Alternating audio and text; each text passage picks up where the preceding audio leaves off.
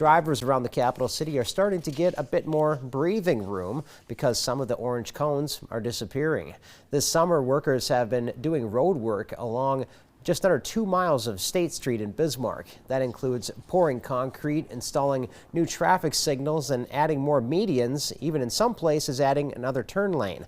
Dean Schloss with the North Dakota DOT says the goal was to fix trouble spots on the road and avoid having to do a complete repaving. This kind of goes back to the preventive maintenance. We took any of the cracked concrete panels out. The problems were the concrete was heaving. We got rid of those, and the rest of the concrete's fairly sound. So cost effectiveness, it's better to come and do some preventive maintenance and get a longer life, restore the ride.